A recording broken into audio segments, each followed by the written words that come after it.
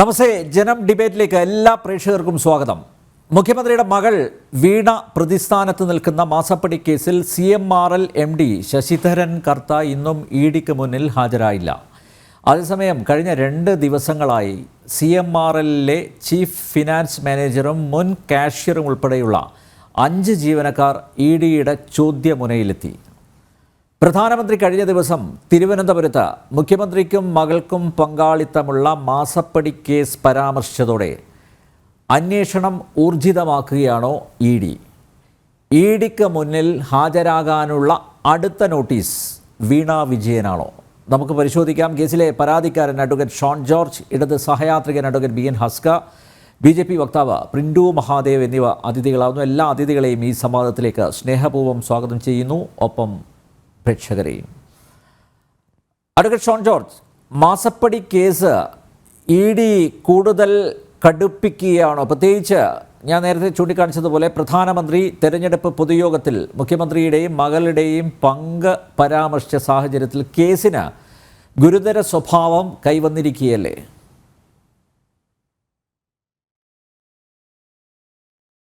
Sean, ഒന്ന് unmute ചെയ്യണം. Shone please.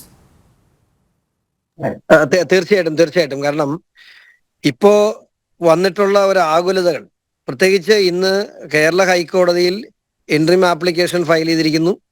Delhi ഹൈക്കോടതിയിൽ ഈ അന്വേഷണത്തിനെതിരെ കേസ് ഫയൽ ചെയ്തിരിക്കുന്നു. SFI ഇഡിക്ക് ഡോക്യുമെന്റ്സ് കൊടുക്കാൻ പാടില്ല എന്ന് പറഞ്ഞുകൊണ്ട് കേസ് ഫയൽ ചെയ്തിരിക്കുന്നു. അപ്പോ ഇത്രയും ദിവസം ഇവർ പറഞ്ഞുകൊണ്ടിരുന്ന എല്ലാ കാര്യങ്ങൾക്കും വിരുദ്ധമായി ഈ അന്വേഷണത്തെ വലിയ രീതിയിൽ ഇവർ ഭയപ്പെടുന്നു. CMRL ഭയപ്പെടുന്നു എന്ന് പറഞ്ഞാൽ അതിന്റെ അർത്ഥം മുഖ്യമന്ത്രിയും മകളും ഭയപ്പെടുന്നു എന്ന് തന്നെയാണ്. ആദ്യം എപ്പോഴും CMRL ഫ്രണ്ടിൽ വരുന്നത്. CMRL ആദ്യം കേരള ഹൈക്കോടതിയിൽ CMRL ഈ അന്വേഷണം റദ്ദാക്കണമെന്ന് ആവശ്യപ്പെട്ടുകൊണ്ട് CMRL ഒരു കേസ് ഫയൽ ചെയ്തു. അപ്പോൾ അതിന് സ്റ്റേ കിട്ടിയില്ല. തൊട്ടുപുറകെ Exalogic company Bangalore case file ചെയ്തു. അതിന് സ്റ്റേ കിട്ടിയില്ല. അതിനുശേഷം KSIDC കൊണ്ട് കേരള ഹൈക്കോടതിയിൽ ഒരു കേസ് ഫയൽ ചെയ്തു. ഇപ്പോ CMRL കേരള ഹൈക്കോടതിയെയും അതുപോലെ തന്നെ ഡൽഹി ഹൈക്കോടതിയും ഇപ്പൊ സമീപിച്ചിരിക്കുകയാണ്. ഇതിനകത്ത് ഇത് ഈ ചോദിച്ചു മേടിക്കുക എന്നൊക്കെ പഴമക്കാർ പറയുന്നൊരു കാര്യമുണ്ട്. അടുത്ത മാസം കേരള ഹൈക്കോടതിയിൽ നിന്നും വെക്കേഷൻ കഴിഞ്ഞ് മെയ് മാസം 31 തീയതി വരെ ഈ കേസിൽ അറസ്റ്റ് പാടില്ല, അല്ലെങ്കിൽ അറസ്റ്റ് ചെയ്യുന്നുണ്ടോ എന്ന് ഇഡിയോട് ചോദിച്ചപ്പോൾ അറസ്റ്റിനെ കുറിച്ച് ഞങ്ങൾ ആലോചിച്ചിട്ടില്ല എന്നായിരുന്നു ഇഡി പറഞ്ഞിരുന്നത്. അപ്പൊ അങ്ങനെ ഒരു സാഹചര്യം ഇപ്പൊ നിലവിലില്ല. ചോദ്യം ചെയ്യലിന് ശേഷം നമുക്ക് പറയാൻ പറ്റുള്ളൂ. അപ്പൊ അങ്ങനെ ഒരു കാര്യം ഓൾറെഡി കേരള ഹൈക്കോടതിയുടെ മുമ്പിൽ തന്നെ ഇഡി പറഞ്ഞിരുന്ന ഈ സാഹചര്യത്തിൽ ഇപ്പോൾ വീണ്ടും ഹൈക്കോടതിയിലേക്ക് പോയി ഇത് വടി കൊടുത്ത് അടിമേടിക്കുന്ന സാഹചര്യമാണ് ഇപ്പോൾ ഉണ്ടാകാൻ പോകുന്നത്.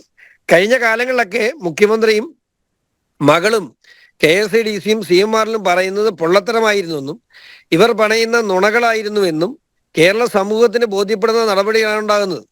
എന്തിനാണ് ഇപ്പൊ മുഖ്യമന്ത്രി പറയുന്ന പോലെ മടിയിൽ കനമില്ല, നെഞ്ചും പിരിച്ച് നടക്കും, അതുപോലെ എൻ്റെ കൈകൾ പരിശുദ്ധമാണെന്ന് പറയുന്നെങ്കിൽ വിവിധ ആളുകൾ വഴിയും നേരിട്ടും ഈ അന്വേഷണത്തെ തടസ്സപ്പെടുത്താൻ എത്ര പ്രാവശ്യം കോടതിയെ സമീപിച്ചിരിക്കുന്നു?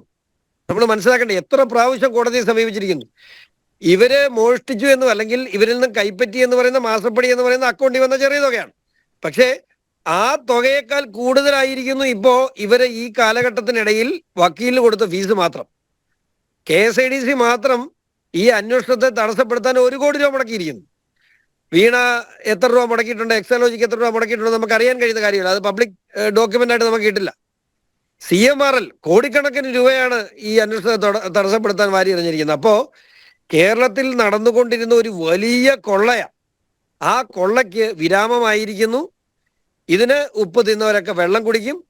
എനിക്ക് തോന്നുന്നത്, ഞാൻ മനസ്സിലാക്കുന്നത്, ഈ ഞാൻ പറയല്ല, ഞാൻ ഇപ്പോ 2 കേസുകൾ, ഞാൻ ഇതുമായി ബന്ധപ്പെട്ട് തന്നെ വളരെ നിർണായകമായ വിവരങ്ങളുള്ള 2 കേസുകൾ, ഒന്ന് ഇഡിക്കും അതുകൂടാതെ ഇന്ത്യയിൽ തന്നെ ഒരു പ്രമുഖ ഏജൻസിക്കും ഞാൻ പരാതികൾ നൽകിയിട്ടുണ്ട്.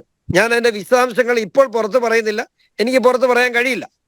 ആ ഇഷ്യൂയും കൂടെ വന്നു കഴിയുമ്പോൾ ബഹുമാനപ്പെട്ട മുഖ്യമന്ത്രി ആ സ്ഥാനത്ത്, ആ മുഖ്യമന്ത്രി കസേരയിൽ 1 ദിവസം പോലും തുടരാൻ കഴിയാത്ത രീതിയിലുള്ള, അതായത് കഴിഞ്ഞ കാലങ്ങളിൽ മുഖ്യമന്ത്രിക്കെതിരെ ആരോപണ വിധേയമായ ഏതൊക്കെ സ്ഥാപനങ്ങളുണ്ടോ അവിടെ നിന്നെല്ലാം മുഖ്യമന്ത്രിയും മകളും പണം കൈപ്പറ്റിയിട്ടുണ്ടോ എന്നുള്ള കാര്യത്തിൽ എനിക്ക് പൂർണ്ണ ഉറപ്പുണ്ട്. അത് ബോധ്യപ്പെടുത്തേണ്ടവരെ ബോധ്യപ്പെടുത്തിയിട്ടുമുണ്ട്. ഒരു കാര്യം മാത്രം ഞാൻ ഈ വിഷയത്തിൽ പൊതുസമൂഹത്തിന് മുമ്പിൽ ഈ കാര്യങ്ങൾ തുറന്നു പറയാത്തത്, നമ്മൾ എന്തു പറഞ്ഞാലും അതിനെ ഇവിടെ ഒരു ഇലക്ഷൻ സ്റ്റണ്ടായി മാത്രം, അല്ലെങ്കിൽ രാഷ്ട്രീയ പ്രേരിതമായി മാത്രം കാണുന്ന ഒരു കാലഘട്ടത്തിൽ ഇത് പറയണ്ട. നമുക്കിനി 10 ദിവസമല്ലേ മുമ്പിലുള്ളൂ. 26-ാം തീയതി കഴിഞ്ഞ് വളരെ വിശദമായി കേരളം ഈ വിഷയങ്ങൾ ചർച്ച ചെയ്യുമെന്ന് മാത്രമല്ല, വരുന്ന ജൂൺ മാസത്തിന് അപ്പുറത്തേക്ക് കേരളത്തിന്റെ മുഖ്യമന്ത്രി സ്ഥാനത്ത് ശ്രീ പിണറായി വിജയൻ ഉണ്ടാവില്ല എന്നുള്ള കാര്യത്തിൽ ഒരു സംശയം വേണ്ട. അത്രമാത്രം ഗുരുതരമായ തെറ്റാണ്, കുറ്റങ്ങളാണ്, അഴിമതികളാണ് കേരളത്തിന്റെ മുഖ്യമന്ത്രി ശ്രീ പിണറായി വിജയൻ ചെയ്തിട്ടുള്ളത്. ഷോണെ, CPM-ന്റെ മുൻ ജനറൽ സെക്രട്ടറി പ്രകാശ് കാരാട്ട്, ഇപ്പോഴത്തെ പൊളിറ്റ് ബ്യൂറോ അംഗം, അത് ഇന്നലെ പറഞ്ഞ കണ്ടില്ലേ എത്ര ലാഘവത്തോടെയാണ് ഈ കേസിനെ കാണുന്നത്. അതായത് 2 കമ്പനികൾ തമ്മിലുള്ള ഇടപാടിൽ EDക്ക് എന്ത് കാര്യം എന്ന രീതിയിലാണ്. ഇതെങ്ങനെ PMLA-യുടെ പരിധിയിൽ വരും എന്നാണ് അദ്ദേഹം ചോദിച്ചിരിക്കുന്നത്. മാത്രമല്ല, ഇന്ന് മുഖ്യമന്ത്രി വാർത്താസമ്മേളനത്തിൽ ചോദിച്ചപ്പോഴും പ്രധാനമന്ത്രിയുടെ പരാമർശം, മുഖ്യമന്ത്രിക്കും മകൾക്കും പങ്കുണ്ട് എന്ന പരാമർശം മാധ്യമപ്രവർത്തകർ ചൂണ്ടിക്കാണിച്ചപ്പോഴും അത് നിയമപരമായി അതിൻ്റെ വഴിക്ക് നീങ്ങട്ടെ എന്ന് യാതൊരു കൂസലുമില്ലാതെയാണ് മറുപടി പറഞ്ഞത്. അപ്പോൾ ഇതിൻ്റെ ഒരു ഗൗരവം ഇവർക്ക് മനസ്സിലാകാത്തതാണോ, ഇനി മനസ്സിലായിട്ട് ഇങ്ങനെ പൊട്ടം കളിക്കുകയാണോ? ഈ മുഖ്യമന്ത്രിയുടെ ഇന്ന് CPM-ന്റെ ദേശീയ സെക്രട്ടറി പറഞ്ഞ പരാമർശങ്ങൾ മുമ്പ് നമ്മുടെ ഗോവിന്ദൻ മാഷ് ഇവിടെ സംസ്ഥാന സെക്രട്ടറിയും പറഞ്ഞതാണ്. ആ പറഞ്ഞ സ്ഥാനത്ത് നിന്നും ഈ കേസ് ഇവിടെ എത്തിയത് ഒരു പൊതുമേഖലാ സ്ഥാപനമായ KSIDC, എനിക്കും ഇപ്പോൾ നമ്മളെ ശ്രമിക്കുന്ന പ്രേക്ഷകർക്കും കേരള സംസ്ഥാനത്തെ ഓരോ പൗരനും അവകാശമുള്ള അധികാരമുള്ള KSIDC ഈ പിക്ചറിലേക്ക് വന്നില്ലായിരുന്നെങ്കിൽ, ഞാൻ കൊടുത്ത പരാതിയിൽ KSIDC എന്ന് പറയുന്ന ഘടകമില്ലായിരുന്നെങ്കിൽ, കോടതിയിൽ ഞാൻ കൊടുത്ത കേസിൽ KSIDC എന്ന് പറയുന്ന പൊതുമേഖലാ സ്ഥാപനം ഇല്ലായിരുന്നെങ്കിൽ അദ്ദേഹം പറയുന്നതൊക്കെ നമുക്ക് അംഗീകരിക്കാൻ കഴിയുമായിരുന്നു. പക്ഷേ എനിക്കും നിങ്ങൾക്കും ഈ എന്നെ ശ്രമിക്കുന്ന മുഴുവൻ ആളുകൾക്കും അവകാശപ്പെട്ട KSIDC-യുടെ പണവും ഇതുവഴി നഷ്ടപ്പെട്ടു എന്നുള്ളതാണ് ഒന്നാമത്തെ കുറ്റം. 2ാം ഘട്ടത്തിലേക്ക് കിടക്കുമ്പോൾ കേരളത്തിന്റെ, ഇതിന് 3 ഘട്ടമാണുള്ളത്. 2ാം ഘട്ടത്തിലേക്ക് കിടക്കുമ്പോൾ കേരളത്തിന്റെ സ്വത്തായ, കേരളത്തിന്റെ ഖനി എന്ന് പറയുന്ന, കേരളത്തിന്റെ സ്വത്ത് എന്ന് പറയാവുന്ന കരിമണൽ നിസ്സാര വിലയ്ക്ക് 10-40,000 കോടി രൂപയിലധികമുള്ള കരിമണൽ കേരളത്തിൽ നിന്നും കടത്തിയിരിക്കുന്നു. 2019 ശേഷം മാത്രമാണ്, അതിന് മുമ്പുള്ളത് കണക്കിലില്ല. 2019 ശേഷം മാത്രം 10-40,000 കോടി രൂപയിലധികം കടത്തിയിരിക്കുന്നു. അതിന് അപ്പുറത്തേക്ക് ഇവിടുത്തെ രാഷ്ട്രീയ, ഉദ്യോഗസ്ഥ, മാധ്യമ, സമുദായ നേതാക്കൾ അതിൽ നിന്നും പണം കൈപ്പറ്റിയിരിക്കുന്നു. അതാണ് 3ാം ഘട്ടം. 2ാം ഘട്ടത്തിൽ നമുക്ക് ED എൻട്രൻസ് ആവശ്യമാണ്. അതാണ് ഇപ്പൊ ED ചെയ്തുകൊണ്ടിരിക്കുന്ന ജോലി. 3ാം ഘട്ടത്തിൽ ഇതിന്റെ അഴിമതിയെക്കുറിച്ച് അന്വേഷിക്കാൻ CBI-യും കടന്നു വരേണ്ടതായിട്ടുണ്ട്. തീർച്ചയായിട്ടും അടുത്ത മാസം ജൂൺ മാസത്തോടുകൂടി ഈ കേസിലേക്ക് CBI-യും എത്തും എന്ന് ഒരു പരാതിക്കാരൻ എന്ന നിലയിൽ ഞാൻ വിശ്വസിക്കുന്നു. ഷോൺ ഇതെല്ലാം എണ്ണി പറഞ്ഞിട്ടും ഇപ്പോഴും സഖാക്കന്മാർ ഇതിന് കൊടുക്കുന്ന ഒരു നറേറ്റീവ്, ഒരു ആഖ്യാനം എന്ന് പറയുന്നത് 1,72,00,000 രൂപ അതിലെന്തിരിക്കുന്നു എന്നുള്ളതാണ്. അതിന് GST അടച്ചിട്ടുണ്ട്, അത് അക്കൗണ്ട് വഴിയുള്ള ട്രാൻസ്ഫറാണ്, അതിൽ അവിഹിതമായിട്ട് എന്താണ് സംഭവിച്ചത്, അങ്ങനെ ഒരു നറേറ്റീവാണ് കൊടുത്തിരിക്കുന്നത്. ഇപ്പോഴും 1,72,00,000 കറങ്ങി നിൽക്കുകയാണ്. ഷോൺ നേരത്തെ പറഞ്ഞു, ഷോൺ പല ഡിബേറ്റുകളിലും പറഞ്ഞു 40,000 കോടി രൂപയുടെ ഈ ഖനനം, കടത്തൊക്കെ നടന്നിട്ടുണ്ട് എന്ന് കൃത്യമായി താങ്കൾ പറഞ്ഞെങ്കിലും ഇവർ ഈ 1,72,00,000 അതങ്ങ് ഒതുക്കുകയാണ്. മാത്രമല്ല, ഇപ്പോൾ ചോദിക്കുന്ന ഒരു ചോദ്യം SFIO എവിടെ പോയി എന്നുള്ളതാണ്. SFIO എവിടെ പോയി എന്ന് സഖാക്കൾ അറിയാൻ പോകുന്നേ ഉള്ളൂ. SFIO അവരുടെ ജോലികൾ കൃത്യമായി ചെയ്യുന്നുണ്ട്. ഇപ്പോൾ വന്നിട്ടുള്ള ED-യുടെ എൻട്രൻസ്, ED-യുടെ എൻട്രി എന്ന് പറയുന്ന SFIO നിർദ്ദേശപ്രകാരം തന്നെയാണ് ഇവിടെ ED എൻട്രി ചെയ്തിട്ടുള്ളത്. SFIO-യുടെ നിർദ്ദേശപ്രകാരം തന്നെ 3ാമത്തെ ഏജൻസി ഇവിടെ വരും. ഇത് ഒരിക്കലും ന്യായീകരിക്കാൻ, ഇപ്പൊ കുറച്ച് ദിവസം കൂടെ ഞാൻ പറയട്ടെ, 5-10 ദിവസം കൂടെ അവർ ന്യായീകരിച്ചോട്ടെ. ഇലക്ഷനൊക്കെ അല്ലേ, ജനങ്ങളുടെ മുമ്പിലും സഹാക്കളുടെ മുമ്പിലും ഞാൻ സഹാക്കളെ കുറ്റം പറയില്ല. കാരണം അവർ വിശ്വസിക്കുന്നത്, ഇവിടെ ഈ ചർച്ചയിൽ പങ്കെടുക്കുന്ന അഡ്വക്കേറ്റ് അസ്കർ, എനിക്ക് നന്നായിട്ട് അറിയാവുന്ന ഒരു നല്ല ഇടത് സഹയാത്രികനാണ്. ഇവർക്കൊക്കെ ന്യായീകരിക്കുക എന്ന് പറയുന്ന, ന്യായീകരിക്കാൻ വിധിക്കപ്പെട്ടു പോയി, വേറെ മാർഗമില്ലാത്തത് കൊണ്ടാണ് അവരൊക്കെ ഇവിടെ വരുന്നത്. ഇതിന്റെയൊക്കെ സത്യാവസ്ഥ എല്ലാവർക്കും ബോധ്യമുണ്ട്. ഇവിടുത്തെ പാവപ്പെട്ട സഹാക്കൾക്ക് ഇപ്പൊ കഴിഞ്ഞ ദിവസം ഏതോ ഒരു ഇന്റർവ്യൂവിൽ മുഖ്യമന്ത്രിയുടെ മകൾ പറയുന്നത് കേട്ടു, എനിക്ക് എല്ലാവരും പറയുന്നു 100 കോടി രൂപയുടെ ആസ്തിയുണ്ട് എന്ന് എനിക്ക് ഉണ്ടെന്നാണ് എല്ലാവരും പറയുന്നത്. അപ്പൊ ശരിക്കും എനിക്ക് അതിന്റെ പകുതി പോലും ഇല്ല. അതായത് 50 കോടി രൂപ പോലും ഇല്ലാത്തതിന്റെ ഒരു വിഷമം ഒരു കമ്മ്യൂണിസ്റ്റ് മുഖ്യമന്ത്രിയുടെ മകൾ പറയുകയാണ് ഇവിടുത്തെ സഹാക്കൾ മുണ്ട് മുറുക്കി കൊടുത്ത് ഇവിടെ മുദ്രാവാക്യം വിളിച്ച് മഞ്ചച്ചങ്ങല ഉണ്ടാക്കാൻ നടക്കുകയാണ് സഹാക്കൾ. വീട് വീടാന്തരം കയറി ഇറങ്ങി കമ്മ്യൂണിസ്റ്റ് പാർട്ടിക്ക് വേണ്ടി കമ്മ്യൂണിസ്റ്റ് പാർട്ടിയുടെ വിജയത്തിന് വേണ്ടി രാപകലില്ലാതെ കഷ്ടപ്പെടുന്ന സഹാക്കള് അവിടെ ഒരു വശത്ത് അവരെ വിറ്റ് ഈ മുഖ്യമന്ത്രിയും മകളും കുടുംബവും വെള്ളം കുടിക്കുകയാണെന്ന് അറിയാതെ പോകുന്നു. ഇതിന്റെ കാര്യങ്ങളൊക്കെ പുറത്തു പറയുമ്പോൾ ഈ നമ്മളെക്കാൾ കൂടുതൽ കേരളത്തിന്റെ പൊതുസമൂഹത്തെക്കാൾ കൂടുതൽ പിണറായി വിജയനെയും കുടുംബത്തെയും വെറുക്കുന്നത് ഇവിടുത്തെ സഖാക്കളായിരിക്കും, ഒരു സംശയം വേണ്ട. ഷോണ തിരക്കിലാണെന്നറിയാം. ഒരു കാര്യം കൂടി, അതായത് ഇന്ന് ചെന്നൈയിൽ നിന്നൊരു അഭിഭാഷകൻ വിളിച്ചു പറഞ്ഞു വീണയെ അവിടെ ED ചോദ്യം ചെയ്യുന്നുണ്ട് എന്ന ഒരു വാർത്ത അദ്ദേഹത്തിൻ്റെ ശ്രദ്ധയിൽപ്പെട്ടു, ഒന്ന് അന്വേഷിക്കണമെന്ന് പറഞ്ഞു. മാത്രമല്ല അദ്ദേഹം ഒരു കാര്യം കൂടി പറഞ്ഞു, നേരത്തെ നോട്ടീസ് നൽകി വിളിപ്പിക്കുകയും ചെയ്തു എന്നും പറയുന്നു. താങ്കളുടെ ശ്രദ്ധയിൽ ഇത് വല്ലതും പെട്ടിട്ടുണ്ടോ ഷോൺ? ഞാൻ അത്തരം കാര്യങ്ങളിലേക്ക് ഞാൻ ഇടപെട്ടിട്ടില്ല, അല്ലെങ്കിൽ ഞാൻ അത്തരം കാര്യങ്ങളിൽ ഇടപെടേണ്ട ആളല്ല ഞാൻ. എങ്കിൽ പോലും പറയാമല്ലോ, ഞാൻ പ്രാർത്ഥിക്കുന്നൊരു കാര്യം, ഇപ്പോൾ കിട്ടിയിട്ടുള്ള അല്ലെങ്കിൽ ഇപ്പോൾ വന്നിട്ടുള്ള CMRLന്റെ ഉദ്യോഗസ്ഥർക്ക് കൊടുക്കാൻ കഴിയുന്ന മൊഴി അത് PCIT Kochi, principal commissioner of income tax കൊച്ചിക്ക് ഇന്ററിം സെറ്റിൽമെന്റ് ബോർഡിന്റെ അന്വേഷണത്തിലും ഇന്ററിം സെറ്റിൽമെന്റ് ബോർഡിന്റെ ഓർഡറിലും അവർ കൊടുത്തിട്ടുള്ള ആ ഇന്ററിം സെറ്റിൽമെന്റ് ബോർഡിന്റെ അവർക്ക് ഇന്ററിം സെറ്റിൽമെന്റ് ബോർഡിന് കൊടുത്ത മൊഴിയിൽ നിന്നും അവർക്കത് അണുവിടെ മാറ്റാൻ കഴിയില്ല. അവർ മാറ്റിയാൽ ഇന്ററിം സെറ്റിൽമെന്റ് ബോർഡിന്റെ സെറ്റിൽമെന്റ് തന്നെ അസാധുവാകും.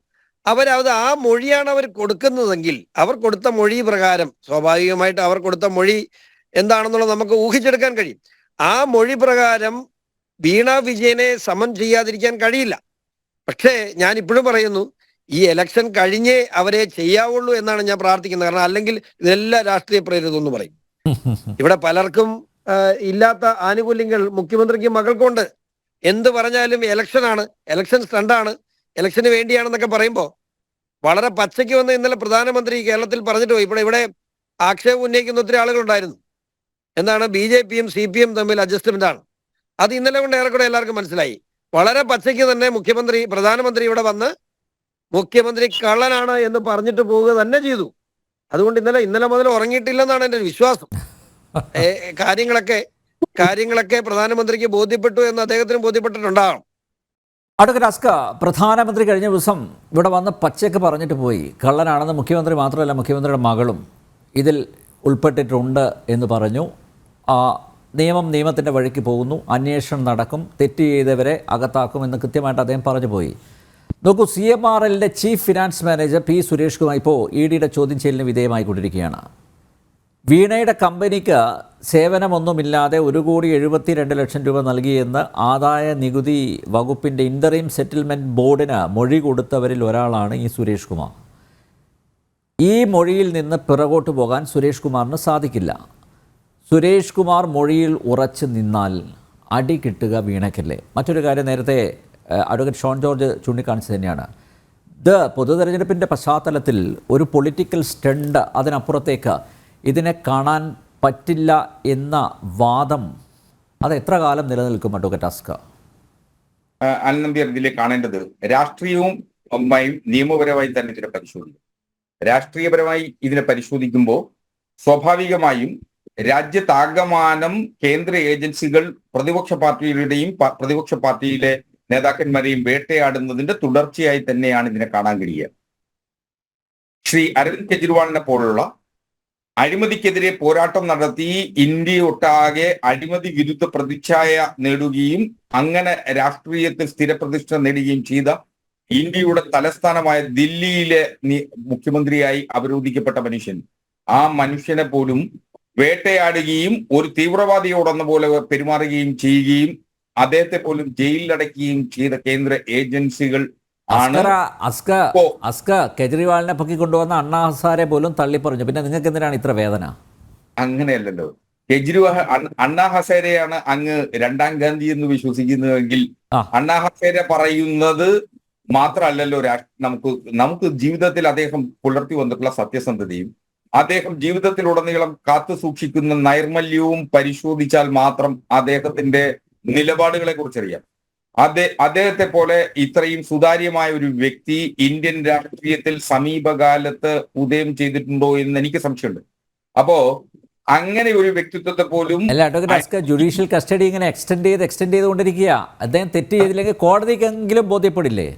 അങ്ങനെയല്ല. അല്ല നമ്മൾ ആ ഒരു ലോജിക്ക് താങ്കളുടെ ചിന്തയിൽ എന്തുകൊണ്ട് താങ്കൾ പ്രയോഗിക്കുന്നില്ല? ആ ഒരു ലോജിക്കിൽ മാത്രം ഇപ്പോൾ ഓക്കെ, ഇതിനെ പൊളിറ്റിക്കലി മോട്ടിവേറ്റഡ് ആണെന്ന് താങ്കൾ ആ വാദത്തിൽ നിന്നുകൊണ്ട് തന്നെ തർക്കിച്ചോളൂ. പക്ഷേ കോടതിക്ക് ഇതൊക്കെ ബോധ്യപ്പെടില്ലേ സാർ? മാത്രമല്ല അദ്ദേഹത്തിൻ്റെ മുൻ ഉപമുഖ്യമന്ത്രി സിസോദി എത്ര കാലമായി കിടക്കുന്നു? 1 വർഷം കഴിഞ്ഞില്ലേ? അല്ല അൽജി, അതിനകത്തൊരു വലിയ പ്രതിസന്ധി ഉള്ളത് PMLA ആക്ടിന്റെ ഒരു വലിയ പരിമിതി സെക്ഷൻ 50 ആണ്. PMLA ആക്ടിലെ സെക്ഷൻ 50 പ്രകാരം സ്വാഭാവികമായും ആരെങ്കിലും ഒരു മൊഴി നൽകിയാൽ, അന്വേഷണ ഉദ്യോഗസ്ഥൻ ED-ക്ക് മുമ്പാകെ ഒരു മൊഴി നൽകിയാൽ, ആ മൊഴി ഈ 164 തുല്യമായി പരിഗണിക്കാവുന്നതും അതിനെ തുടർന്ന് അതിൽ വരുന്ന പ്രതികളെ ആകമാനം കൃത്യമായി ജാമ്യം ലഭിക്കുന്നതിന് നിയമപരമായി തടസ്സമുള്ളതാണ്. ഞാൻ അതുകൊണ്ടാണ് ഞാനിത് രാഷ്ട്രീയപരമായി നിയമപരമായി തന്നെ കാണണമെന്ന് ആ തുടക്കത്തിൽ തന്നെ പറഞ്ഞു വെച്ചത്. ഇതിലെ നിയമപരമായ പ്രശ്നം എന്ന് പറയുന്നത് PMLA ആക്ടിൽ ഒരാൾ പ്രതിയാക്കപ്പെടുകയും പ്രതിയാക്കപ്പെട്ടതിന് ശേഷം അയാൾ കോടതി മുമ്പാകെ ഹാജരാക്കപ്പെട്ടാൽ അയാൾക്ക് ജാമ്യം ലഭിക്കുന്നതിന് നിയമപരമായി അവകാശമില്ലാത്ത തരത്തിലാണ് ആ നിയമം സൃഷ്ടിക്കപ്പെട്ടിട്ടുള്ളത്. സ്വാഭാവികമായും ആ നിയമത്തിന്റെ പരിധിയിൽ നിന്നുകൊണ്ട് തന്നെയാണ് ഇപ്പോൾ മനീഷ് സിസോദിയയും അതുപോലെ കവിതയും അതുപോലെ തന്നെ അരവിന്ദ് കെജ്രിവാളും അടക്കമുള്ള ദേശീയ പ്രതിപക്ഷ നേതാക്കന്മാരെ BJP-യുടെയും കേന്ദ്ര സർക്കാരിന്റെയും ഭരണകൂടം ഇങ്ങനെ വേട്ടയാടിക്കൊണ്ടേയിരിക്കും. അതിന് തുടർച്ചയായി മാത്രമേ ശ്രീമതി വീണ വിജയന് എതിരെയുള്ള അല്ലെങ്കിൽ ശ്രീമതി വീണ തൈകണ്ടിക്കെതിരെയുള്ള നിയമ നടപടികളെ കാണാൻ കഴിയും. ഒന്ന്, അതിലേറ്റവും പ്രധാനപ്പെട്ട പ്രശ്നം എന്ന് ഉദിക്കുന്നത് 2 സ്ഥാപനങ്ങൾ, നമുക്ക് എക്സാലോജിക്കിലേക്കും CMR-ലേക്കും വന്നാൽ 2 സ്ഥാപനങ്ങൾ തമ്മിൽ നടന്നിട്ടുള്ള കരാറുകളെ സംബന്ധിച്ചോ ഇടപാടുകളെ സംബന്ധിച്ചോ PMLA ആക്ടിലെ മണി ലോണ്ടറിംഗ് എന്ന് പറയുന്ന ഡെഫിനിഷന്റെ പരിധിയിൽ ഒരു തരത്തിലും വരാൻ പോകുന്നില്ല എന്ന നിയമപരമായ ഒരു പ്രശ്നം ഇക്കാര്യത്തിൽ നിലനിൽക്കുന്നു. അല്ല, അവിടെയാണ് തെറ്റ്. അഡ്വക്കേറ്റ് അസ്കർ, താങ്കളെ പോലുള്ളവർക്ക് അവിടെയാണ് തെറ്റ് സംഭവിച്ചിരിക്കുന്നത്. അസ്കർ, ഞാൻ നേരത്തെ അത് പറയുകയും ചെയ്തു, 1,72,00,000 ഈ കേസ് വന്നിരിക്കുന്നത്. അസ്കർ, താങ്കളും ഞാനും ഒക്കെ ഊഹിക്കുന്ന അതിനപ്പുറത്തുള്ള വലിയൊരു ഇടപാട് നടന്നിട്ടുണ്ട് സാർ. അല്ലാതെ SFIO പോലുള്ളൊരു ഏജൻസി വരുമോ? ED പോലുള്ളൊരു ഏജൻസി വരുമോ? അവർ ചുമ്മാ അങ്ങനെ വന്ന് പോകാൻ പറ്റുമോ? ഇന്ത്യൻ കമ്പനി നിയമത്തെ സംബന്ധിച്ചിടത്തോളം സീരിയസ് ഫ്രോഡ് ഇൻവെസ്റ്റിഗേറ്റിംഗ് ഓഫീസ് എന്ന് പറയുന്നത് സ്വാഭാവികമായും ഇത്തരം ഏതെങ്കിലും തരത്തിലുള്ള ഒരു സീരിയസ് ഫ്രോഡ് കമ്മിറ്റ് ചെയ്തിട്ടുണ്ടെങ്കിൽ അത് അന്വേഷിക്കാൻ ഇന്ത്യയിലെ ഏതെങ്കിലും സംസ്ഥാനത്ത് രജിസ്ട്രാർ ഓഫ് കമ്പനീസ് രജിസ്റ്റർ ചെയ്തിട്ടുള്ള ഏതു കമ്പനിക്കെതിരെയും അത്തരം ഒരു അന്വേഷണം നടത്തുന്നതിന് SFIക്ക് അധികാരമുണ്ട്.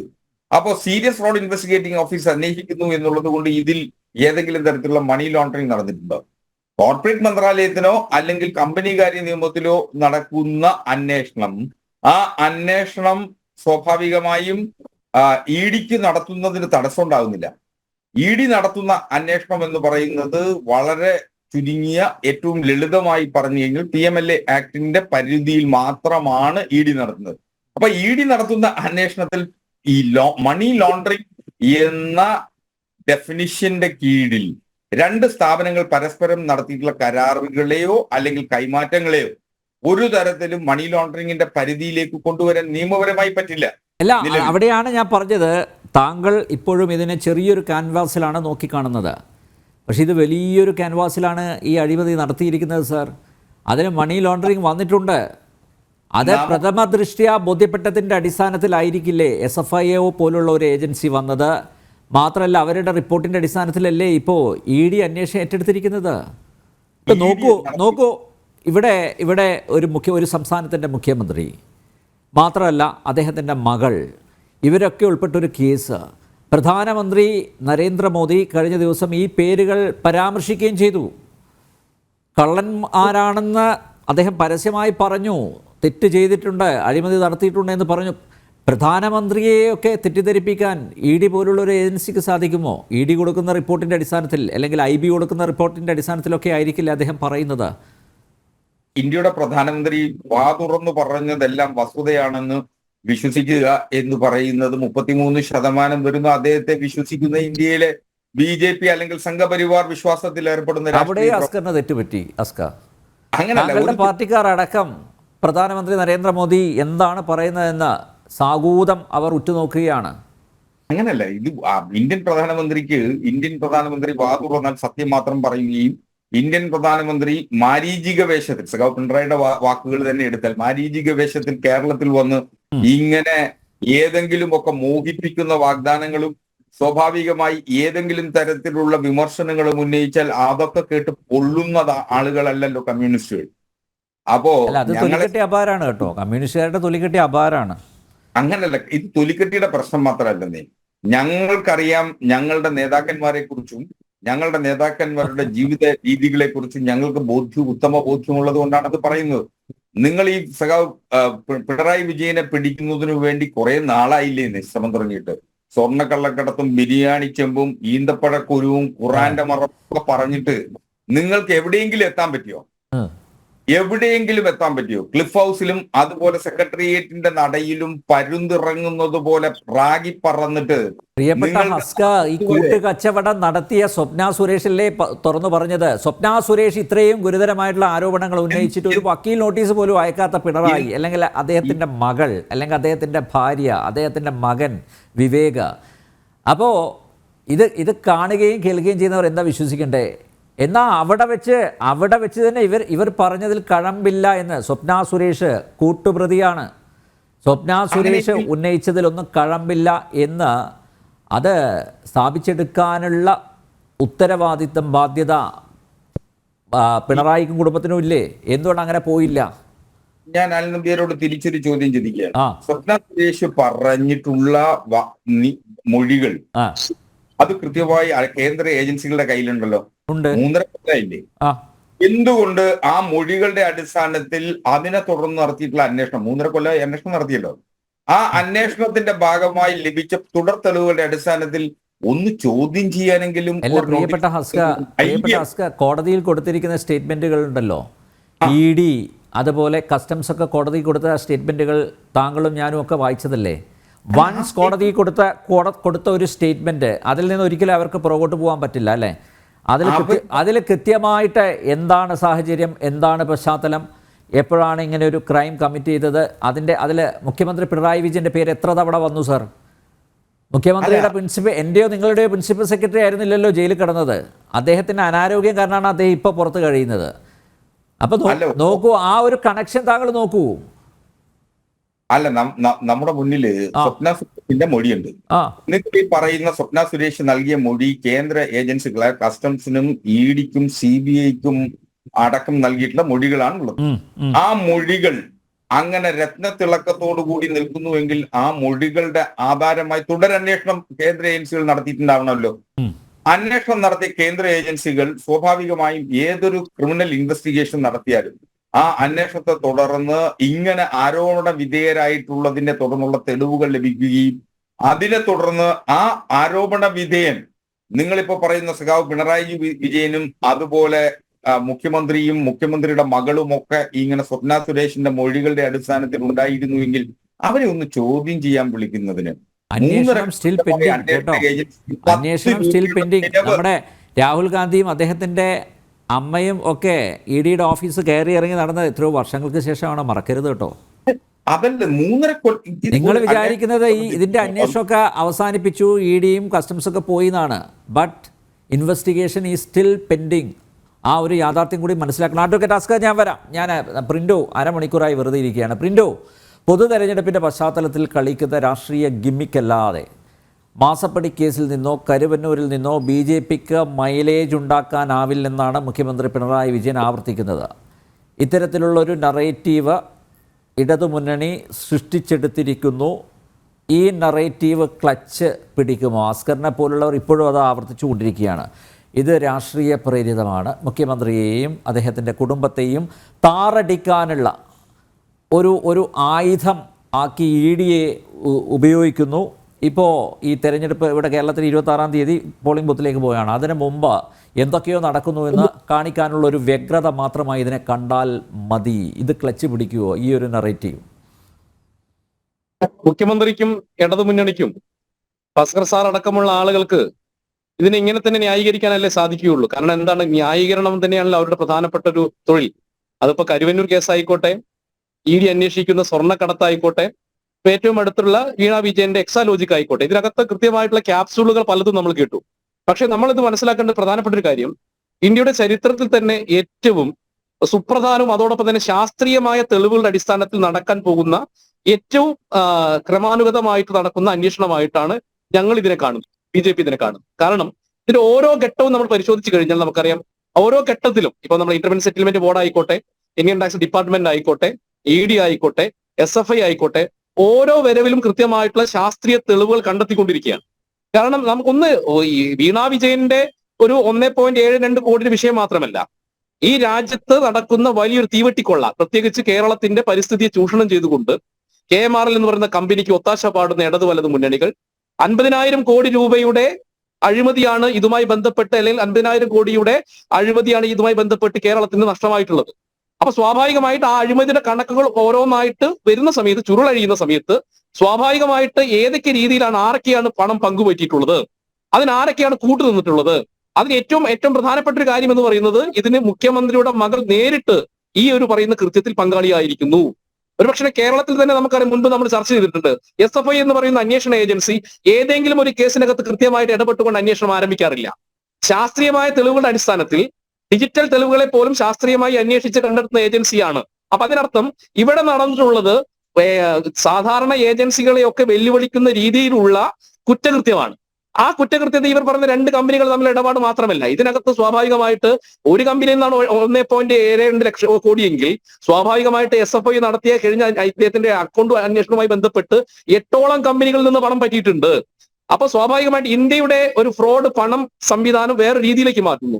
കടലാസ് കമ്പനികളെ മുൻനിർത്തിക്കൊണ്ട് ഭരണകൂടങ്ങൾ ഇത്തരത്തിലുള്ള വൻകിട കമ്പനികളിൽ നിന്ന് പണം മേടിച്ചുകൊണ്ട് രാഷ്ട്രീയ ദല്ലാളന്മാരായി പ്രവർത്തിക്കുന്ന സാഹചര്യം ഇന്ത്യ മഹാരാജ്യത്തുണ്ട്.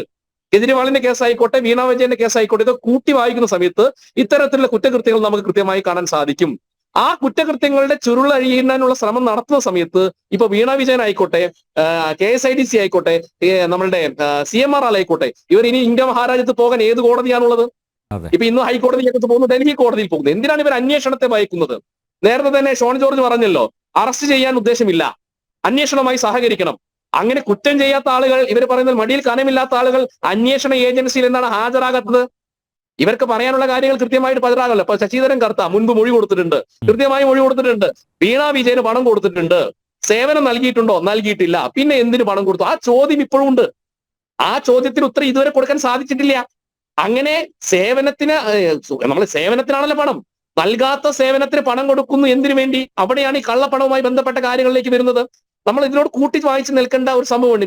മിനിയാന്ന് കാരക്കോണം മെഡിക്കൽ കോളേജിലെ സഭാ സെക്രട്ടറിയുടെ ഒരു പത്രസമ്മേളനത്തിനകത്ത് അദ്ദേഹം പറഞ്ഞ പ്രധാനപ്പെട്ട ഒരു കാര്യമുണ്ട്. അദ്ദേഹം EDയുടെ ചോദ്യം ചെയ്യലുമായി ബന്ധപ്പെട്ട്, വീണ വിജയന്റെ കമ്പനിക്ക് ഞങ്ങൾ കൺസൾട്ടൻസി കൊടുത്തിരുന്നു, ആ കൺസൾട്ടി മോശമായതിന്റെ പേരിൽ ഞങ്ങൾ സ്വാഭാവികമായിട്ട് അതിൽ പിൻവാങ്ങുന്നു. അവർ പറഞ്ഞൊരു കാര്യമാണ്. അപ്പൊ അതിനർത്ഥം ഈ കേരളത്തിലെ എത്ര ഇതുപോലെയുള്ള ആളുകളിൽ നിന്ന് ഈ കൺസൾട്ടി, ഞാൻ പറയട്ടെ ഒറ്റ കാര്യം കൂടി, എത്ര കോടി രൂപ.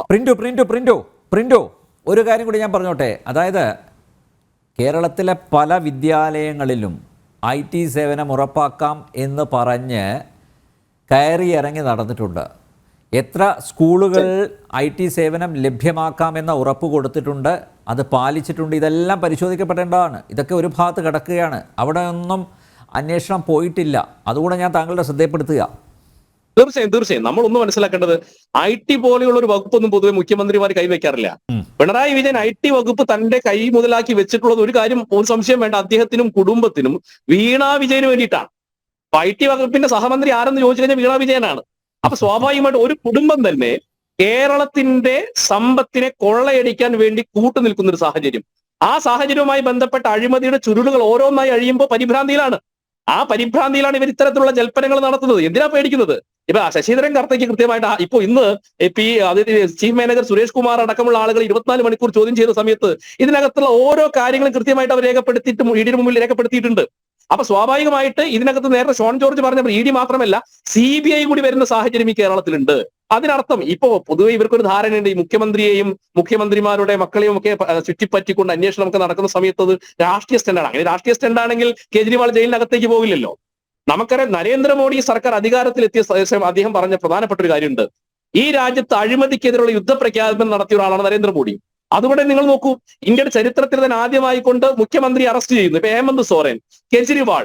കാരണം ഇതേ കാര്യങ്ങൾ തന്നെയാണ്. ഒരു ഭരണകൂടത്തെ മുന്നിൽ നിർത്തിക്കൊണ്ട് ഇത്തരത്തിലുള്ള കടലാസ് കമ്പനികളും ഇത്തരത്തിലുള്ള ബിനാമികളെ നിർത്തിക്കൊണ്ട് ഈ രാജ്യത്തിന്റെ സമ്പത്ത് അടിച്ചു മാറ്റുന്ന സിസ്റ്റമാണ് പതിറ്റാണ്ടുകളായി രാജ്യത്തുള്ളത്.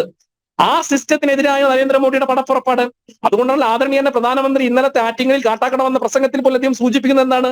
അഴിമതി നടന്നിട്ടുണ്ട്, മകളുടെ നേതൃത്വം അഴിമതി നടന്നിട്ടുണ്ട്, പിണറായി വിജയൻ അതിൽ പങ്കുണ്ട് എന്ന് ആധികാരികമായിട്ട് ഇന്ത്യയുടെ പ്രധാനമന്ത്രി പറയുമ്പോൾ സ്വാഭാവികമായിട്ട് നമുക്കറിയാലോ, ഒരു പ്രധാനമന്ത്രിയെ സംബന്ധിച്ചിടത്തോളം അങ്ങനെ വെറും വാക്ക് പറയുന്ന ഒരാളല്ല. അതുപോലെ കരുവന്നൂർ ബാങ്ക്, പിന്നെ അദ്ദേഹം നേരത്തെ അസ്കർ സാർ പറഞ്ഞു ഇവിടെ നിങ്ങളുടെ അന്വേഷിച്ച ബാങ്ക് സ്വർണ്ണക്കടത്തുമായി ബന്ധപ്പെട്ട കേസ് എവിടെ എത്തിയെന്ന്. ആദ്യം മനസ്സിലാക്കേണ്ട ഒരു കാര്യം, സ്വർണ്ണക്കടത്തുമായി ബന്ധപ്പെട്ട കേസിനകത്ത് 56 കോടി രൂപയുടെ സ്വത്ത് ഇ ഡി കണ്ടുകെട്ടിയിട്ടുണ്ട്. 36ഓളം പേരെ ഇതുമായി ബന്ധപ്പെട്ട് ഇ ഡി അറസ്റ്റ് ചെയ്തിട്ടുണ്ട്. നോക്കൂ, ഈ പിണറായി വിജയന്റെ മന്ത്രിസഭയിലെ സത്യത്തിൽ ആഭ്യന്തരമന്ത്രി അല്ലെങ്കിൽ റൈറ്റ് ഹാൻഡ് എന്ന് പറയുന്ന ആരായിരുന്നു? ശിവശങ്കരനായിരുന്നില്ലേ? ശിവശങ്കരൻ അറസ്റ്റ് ചെയ്ത് ജയിലിൽ അടച്ചത് എന്താ?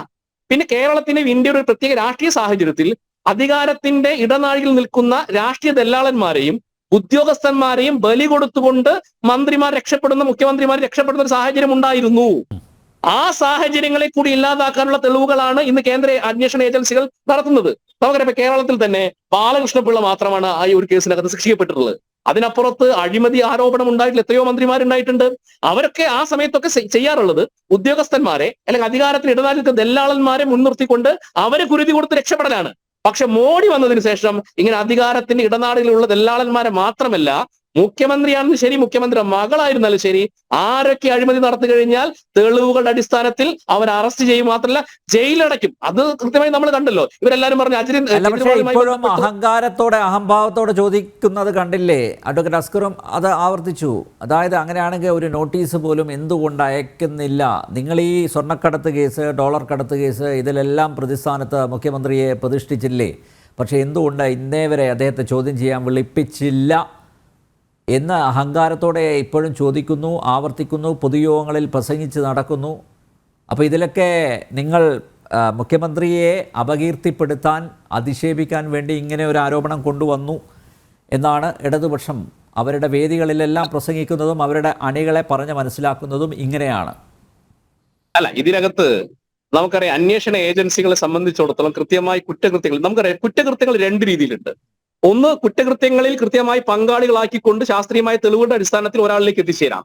രണ്ടാമത്, ചില ആളുകളെ മുൻനിർത്തിക്കൊണ്ടുള്ള കുറ്റകൃത്യങ്ങൾ നടക്കും. ഇവിടെ കൃത്യമായിട്ട് നമുക്കറിയാം സ്വപ്ന സുരേഷ് ആയിക്കോട്ടെ, ശിവശങ്കരൻ ആയിക്കോട്ടെ, കെ ടി രമീസ് ആയിക്കോട്ടെ, ഇനി കെ ടി ജലീലിനെ പോലും നമ്മൾ അതും കൂടി പറയണം. കെ ടി ജലീൽ, നമ്മൾ അതിന് ഏറ്റവും വലിയ പ്രധാനപ്പെട്ട ഒരു കാര്യങ്ങൾ കൂടി ഇതിന് സൂചിപ്പിക്കാനുണ്ട്. നമുക്കറിയാലോ, ഈ ലോക്ക്ഡൌൺ സമയത്ത് ആഗോളതലത്തിലുള്ള വിമാന സർവീസുകൾ മുഴുവൻ നിർത്തിയപ്പോൾ എന്തിനു വേണ്ടിയിട്ടായിരുന്നു അന്ന് കെ ടി ജലീലും പിണറായി വിജയനും ഈ ഇന്ത്യ മഹാരാജ്യത്തെ പ്രത്യേകിച്ച് കേരളത്തിലേക്ക് പ്രവാസികളെ മുഴുവൻ കൊണ്ടുവരണം എന്ന് പറഞ്ഞുകൊണ്ട് ഇവിടെ വലിയ രീതിയിലുള്ള കലാപം ഉണ്ടാക്കി? എന്തിനു വേണ്ടിയിട്ടാണ്? നമുക്കറിയാം. അതിനെ കൃത്യമായിട്ട് നമുക്കറിയാം. അന്ന് ഇതുമായി ബന്ധപ്പെട്ട് ഇവരുടെ സ്വർണ്ണക്കടത്തുമായി ബന്ധപ്പെട്ട സ്വർണം മുഴുവൻ അന്ന് ഗൾഫ് രാജ്യങ്ങളിലായിരുന്നു. അതിനെ ഇങ്ങോട്ട് കൊണ്ടുവരാനുള്ള ഒരു മാർഗമായിട്ടാണ് അവർ ഉപയോഗിച്ചത്. നമുക്കറിയാം അതുമായി ബന്ധപ്പെട്ട് പ്രിൻസിപ്പൽ സെക്രട്ടറിയുടെ സ്വാധീനം നമുക്കറിയാലോ. അപ്പൊ അധികാര കേന്ദ്രങ്ങളെ എല്ലായ്പ്പോഴും ഈ പ്രിൻസിപ്പൽ സെക്രട്ടറിമാർ IAS ഉദ്യോഗസ്ഥന്മാരാണ്. കേരളത്തിന്റെ ചരിത്രത്തിൽ തന്നെ സ്വർണ്ണക്കടത്തുമായി ബന്ധപ്പെട്ട്, ലൈഫ് മിഷനുമായി ബന്ധപ്പെട്ട് ഇദ്ദേഹത്തിന്റെ റൈറ്റ് ഹാൻഡ് ആയിട്ടുള്ള ശിവശങ്കരൻ ജയിലിനകത്താണ്. അപ്പൊ അതിനർത്ഥം തത്വത്തിൽ പിണറായി വിജയൻ അറസ്റ്റ് ചെയ്തതിന് തുല്യമാണ്. പിന്നെ പിണറായി വിജയനിലേക്ക് എത്താനുള്ള സ്വർണ്ണക്കടത്തുമായി ബന്ധപ്പെട്ട തെളിവുകൾ എവിടെയും, അന്വേഷണങ്ങൾ എവിടെയും അവസാനിപ്പിച്ചിട്ടില്ല. അന്വേഷണം കൃത്യമായിട്ട് ഇപ്പോഴും നടക്കുന്നുണ്ട്. അത് ഈ കേസിനകത്താലും SFI അന്വേഷിക്കുന്ന കേസിനകത്തായിരുന്നാലും അന്വേഷണങ്ങൾ എവിടെയും അവസാനിപ്പിച്ചിട്ടില്ല. അപ്പൊ സ്വാഭാവികമായിട്ട് ഇതിനകത്ത് കുറ്റക്കാരാണെങ്കിലും ആ കുറ്റക്കാരെ കൃത്യമായി കണ്ടെത്ത് തെളിവുകളുടെ അടിസ്ഥാനത്തിൽ അവർ ജയിലിനകത്തേക്ക് പോകേണ്ട സാഹചര്യം ഉണ്ടാവും. നേരത്തെ നമ്മുടെ ഷോൺ ജോർജ് പറഞ്ഞ പോലെ ജൂൺ ജൂലൈ മാസത്തോടു കൂടി കേരളത്തിൽ കൃത്യമായിട്ട് നമുക്കറിയാം. പിന്നെ ഇവർ പറയും ഇത് ഇലക്ഷൻ സെന്റുമായി ബന്ധപ്പെട്ടാണ് നടന്നത്. അങ്ങനെയല്ലല്ലോ. അന്വേഷണത്തിന്റെ പുരോഗതിക്കനുസരിച്ച് കൊണ്ടാണ് ചോദ്യം ചെയ്യലുണ്ടാവുക. ഇവരെപ്പോഴും പറയാറുണ്ട് ഇലക്ഷനോട്. അങ്ങനെയല്ല. ഈ അന്വേഷണം തുടങ്ങുന്നത് 2021 2021 മുതൽ ഓരോ ഘട്ടം ഘട്ടമായിട്ടുള്ള അന്വേഷണത്തിന്റെ ഭാഗമായിട്ടാണ് അത് ഇന്ന് ഇലക്ഷന്റെ തലേ ദിവസം വരെ എത്തി നിൽക്കുന്നത്. പല സമയത്ത് വീണ വിജയൻ അടക്കമുള്ള ആളുകൾ അന്വേഷണവുമായി സഹകരിച്ചിട്ടില്ല, EDക്ക് മറുപടി കൊടുത്തിട്ടില്ല, ഈ CMRLന്റെ ആളുകൾ അന്വേഷണം സഹകരിച്ചില്ല. അപ്പൊ ഘട്ടം ഘട്ടമായിട്ട് അന്വേഷണമാണ് നടക്കേണ്ടത്. ഇപ്പൊ ഇലക്ഷൻ വന്നു എന്ന് വിചാരിച്ചിട്ട് ഈ അന്വേഷണ ഏജൻസി അന്വേഷണം നിർത്തേണ്ട സാഹചര്യമുണ്ട്. അപ്പൊ അതിനർത്ഥം എന്താ? BJP ഒത്തുകളി എന്നല്ല പറയാ. അതെ. അപ്പോ അതിനർത്ഥം എന്താ? ഇന്നും കൃത്യമായിട്ട് ഇതിനകത്ത് കോൺഗ്രസ്സുകാർ ബാക്കിയുള്ള ഒരു ഒത്തുകളിയുമില്ല. നമുക്ക് ശാസ്ത്രീയമായ തെളിവുകളുടെ അടിസ്ഥാനം നമുക്ക് കൃത്യമായി പറയാൻ സാധിക്കും. ഇതിനകത്ത് വീണ വിജയന് കൃത്യമായ പങ്കുണ്ട്. അത് ഒരു കമ്പനിയിൽ നിന്നല്ല. ഇപ്പൊ EDയുടെ കണക്കോടെ 8ഓളം കമ്പനികളിൽ നിന്ന് കോടിക്കണക്കിന് രൂപയുടെ അഴിമതി നടത്തിയിട്ടുണ്ട്. ഇപ്പൊ നേരത്തെ ഷോൺ ജോർജ് പറഞ്ഞ പോലെ 100 കോടിയൊന്നും അല്ല, അതിനപ്പുറത്തേക്കുള്ള കോടിയുടെ അഴിമതിയുടെ കണക്കുകൾ വീണ വിജയന് കേരളത്തിലെ ജനങ്ങളോട്, പൊതുസമൂഹത്തിനോട്, പിണറായി വിജയൻ, ഇപ്പൊ വീണ വിജയൻ എന്നൊരു വ്യക്തിയല്ലല്ലോ. വീണ വിജയൻ ഇന്ന് കേരളത്തിൽ ഇത്തരം കമ്പനികളിൽ നിന്ന് കിട്ടുന്ന സ്വീകാര്യതയും പണവും എന്തിനടിസ്ഥാനത്തിലാണ്? കേരള മുഖ്യമന്ത്രിയുടെ മകൾ എന്ന രീതിയിലാണ്, അല്ലെങ്കിൽ മുഹമ്മദ് റിയാസിന്റെ ഭാര്യ എന്ന രീതിയിലാണ്. അപ്പൊ സ്വാഭാവികമായിട്ട് ഈ പറഞ്ഞ ഉപ്പ് തിന്നവർ വെള്ളം കുടിക്കും എന്നുള്ള കാര്യത്തിൽ ഞങ്ങൾക്ക് ആർക്കും സംശയമില്ല.